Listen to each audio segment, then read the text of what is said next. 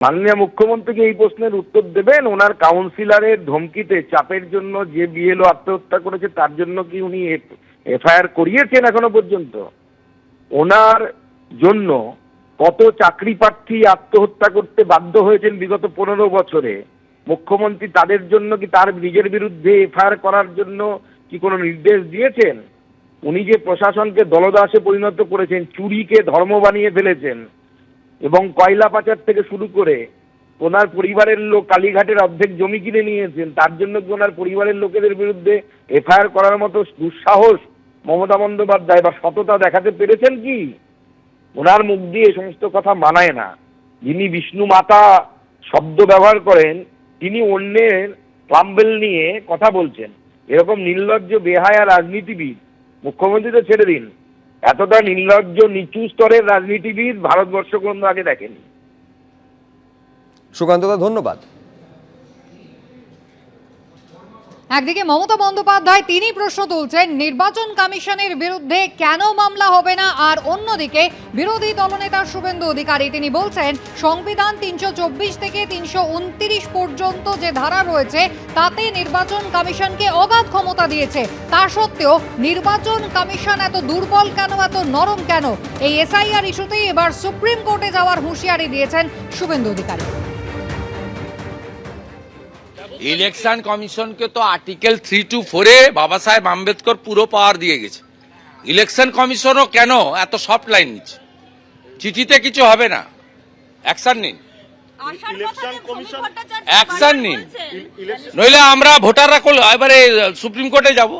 এতদিন তো election commissioner Mamata Banerjee লোকরা যাচ্ছে, এরপরে পাবলিক যাবে, আমরা যাব সুপ্রিম কোর্টে, আমরাও যেতে পারি, আমাদেরও সে অধিকার আছে। ইলেকশন কমিশন শুধু চিঠি চাপাটি করে কিছু হবে না। আপনাদের বাবা সাহেব আম্বেদকর সংবিধানে আর্টিকেল 3 to 4 থেকে 3 to 9 আপনাদের সব পাওয়ার দিয়ে গেছে, সমস্ত ক্ষমতা দিয়ে গেছে। আপনি চাইলে আর্মি নামাতে পারেন, কাউকে জিজ্ঞেস করার দরকার হবে না। আপনারা সেটা শুধু চিঠিপত্রে সীমাবদ্ধ রেখেছেন। Bengal people wants action, we don't want ভাষণ। সুপ্রিম কোর্টের বিচারপতিকে সরিয়ে দিয়ে নিজেরই সরকারের একজন মন্ত্রীকে বসিয়ে 2:1 নিয়ে চলে গেছেন। অর্থাৎ সরকার যাকে চাইবে তিনি নির্বাচন কমিশনার হবেন, 1 নম্বর কথা। 2 নম্বর কথা হচ্ছে এটা যদি সফট লাইন গেছে, তাহলে হার্ড লাইন হলে তো গোটা বাংলা জুড়ে তো মরক লেগে যাবে যদি নির্বাচন কমিশনের এই সিদ্ধান্ত নেওয়ার চেষ্টা করে। এই লজিক্যাল ডিসক্রিপেন্সির নামে বাংলার যে সাধারণ মানুষকে ডেকে পাঠানো হচ্ছে তার মূল কথা হচ্ছে যে 7 জন একজন বাবার নাম মেনশন করছে, কিন্তু সবাই জানি ভারতবর্ষের মধ্যে ফার্টিলিটি রেটে 1 নম্বরে হচ্ছে বিহার। সেই বিহারে আজকের জেনারেশনের মধ্যেও 8-10 জন সন্তানের একজন বাবা দেখা যায়। সেখানে লজিক্যাল ডিসক্রিপেন্সি করা হলো না, কিন্তু জন্মহারে সবচেয়ে কম যে রাজ্য সেখানে সেই 7 জন সন্তানের একজন বাবাকে লজিক্যাল ডিসক্রিপেন্সির আওতায় ফেলা হলো। এটা কাদের নির্দেশে? শুভেন্দুবাবুকে এই নিয়ে কোনো মন্তব্য করেছেন? তৃণমূল কংগ্রেস সুপ্রিম কোর্টে গিয়ে যে লড়াইটা দিয়েছে তাতে সেই পলিটিক্যাল কন্ট্রোল তাদের কোথাও লুজ হচ্ছে, সেই ভয় থেকেই উল্টানো আরশোলার মতো ছটফট করছে। এদিকে এসআইআর নিয়ে মমতা বন্দ্যোপাধ্যায় নিশানা করেছে নির্বাচন কমিশনকে। তিনি বলছেন 58 লক্ষ মানুষের নাম খসড়া তালিকা থেকে বাদ দেওয়া হয়েছে। এসআইআর আতঙ্কে 110 জনের বেশি মানুষ মারা গেছেন। কেন নির্বাচন কমিশনের বিরুদ্ধে মামলা হবে না? কি বলেছেন মুখ্যমন্ত্রী, দেখুন। আজকে কি সুভাষচন্দ্র বসু বেঁচে থাকলেও তার নামটাও তাকে হিয়ারিংয়ে ডাকা হতো না? লজিস্টিক্যাল ডিসক্রিপেন্সি বলে তাকেও ডাকা হতো, কই ফেক চাওয়া হতো আপনি ভারতীয় কিনা। চন্দ্রবাবুকে তো অলরেডি ডেকেছেন, 1,38,000 মানুষকে ডেকেছেন, এবং তার আগে 58 লক্ষ বাদ দিয়েছেন একতরফাভাবে।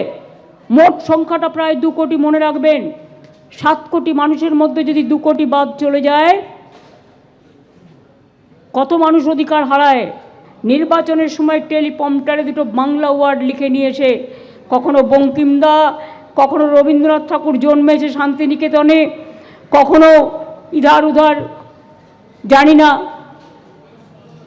নানা রকমভাবে বাংলাকে অসম্মান করা হয়। আজকে আপনাদের মনে একটুও কাটা দিচ্ছে না? 110 জনের বেশি মানুষ মারা গেছেন, রোজ 3-4 জন করে আত্মহত্যা করছেন, ভয়ে মারা যাচ্ছেন। কেন ইলেকশনের বিরুদ্ধে কেস হবে না? এত মৃত্যুর দায় ইলেকশন কমিশনকে নিতে হবে এবং গভর্নমেন্ট অফ ইন্ডিয়াকে নিতে হবে। এবিপি আনন্দ, এগিয়ে থাকে, এগিয়ে রাখে।